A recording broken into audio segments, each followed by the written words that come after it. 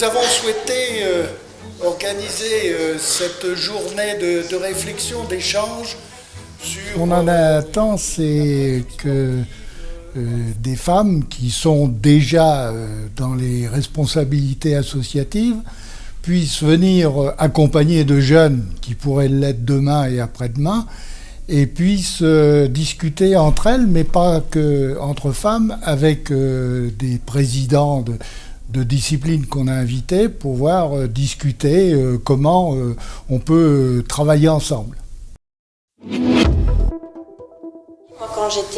Quand j'ai commencé en tant qu'athlète, mon entraîneur de club, il me disait toujours, tu sais, pour être sélectionné en équipe de France, il y a des minima.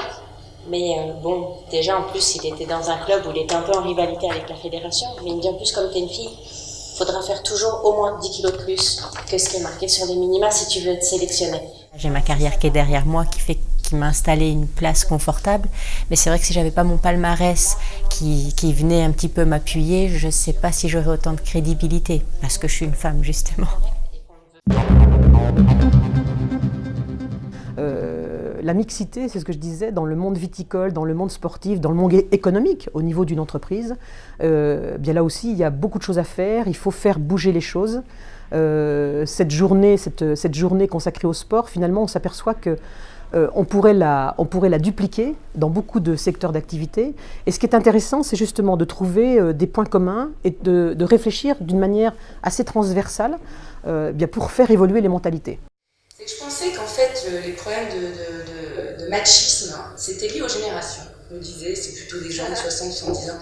Et c'est ça qui m'agace encore, c'est que je me rends compte que non, qu'il y a des jeunes de 20, 30 ans qui sont machos et que c'est pas une question de génération. J'ai rencontré des hommes extraordinaires, 70 ans, plus âgés, qui nous laissaient, qui nous ouvraient la porte pour nous faire rentrer, alors qu'il y a des jeunes qui sont encore dans Et c'est en ça que je continue le combat, parce qu'en fait, on se dit que la place de la femme, elle a encore du boulot, et que c'est pas acquis. Il y a plein de choses qui sont dites ici, et c'est tout l'avantage. On a vu que les femmes vin, l'entreprise, le sport, donc il y a des tas d'informations. Chacun va piocher en fonction de sa réalité, de ce qu'elle aura envie d'en prendre, mais derrière, c'est comment je fais. Parce que c'est bien joli de prendre conscience, mais comment je fais pour vivre mon ambition? Comment je fais pour postuler à cette gouvernance alors que moi-même je ne m'autorise pas? Comment je vais le dire? Voilà. Et ça va être ça, c'est qu'est-ce qu'elles ont envie d'en garder et après comment je fais pour celles qui auront envie de s'engager. Et là, leur donner des outils et surtout de les mettre en pratique, donc de les tester en sécurité ici pour voir après ce qu'elles auront envie d'en faire. Je crois que ce dont on a besoin, c'est vraiment d'un élan sur ce sujet et d'une mobilisation, donc de l'enthousiasme et de la confiance. Je pense qu'on avance et qu'on est sur une bonne voie sur ce sujet qui finalement est comment faire en sorte que, les femmes accèdent à des responsabilités dans le domaine associatif, qu'on crée de l'égalité et de la diversité, et puis que du coup, ensemble, il y ait davantage d'intelligence collective au bénéfice du sport et puis au bénéfice des femmes et de leur représentation. Moi, je suis arrivée dans le football déjà parce que c'était ma passion.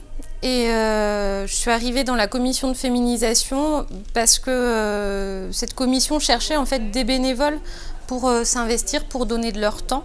Et c'est quelque chose qui me plaisait bien aussi de m'investir au niveau organisationnel plutôt que dans le jeu où c'était moins ce qui me plaisait. Donc je suis arrivée tout naturellement en fait parce que c'était du plaisir, quoi. Quand j'étais plus petite, effectivement, il y avait beaucoup de préjugés, notamment t'es une fille, tu joues pas au football, t'es une fille, je te prends pas dans mon équipe parce que t'es nulle, t'es mauvaise, alors que pas du tout.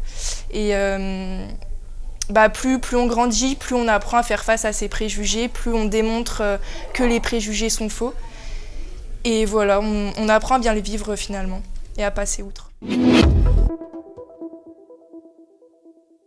Pour la première fois, je crois que c'était l'année dernière, l'augmentation des licenciés était plus importante chez les filles que chez les garçons. Donc, ce qui prouve bien la dynamique positive dans laquelle on est inscrit. Mais effectivement, il y a un sujet sur l'adolescence. Les filles arrêtent le sport plus tôt que les garçons, quelles que soient les disciplines. Donc il faut qu'on puisse avoir aussi à destination de ces publics en particulier une attention plus forte qui soit portée pour qu'elles puissent continuer de pratiquer la discipline, en tout cas dans laquelle elles sont investies ou qui leur plaît tout simplement depuis qu'elles sont petites filles. Pour elles, je vous dis encore, c'est tellement nouveau ce type d'échange. On organise, pour elles c'était la première fois, et puis ce partage avec d'autres, dans d'autres disciplines, fait qu'elles ont capté, elles ont pris beaucoup de choses pour elles. Elles retiendront certainement que certaines choses, mais en tout cas il y a une vraie volonté de vouloir faire derrière quelque chose pour changer les choses.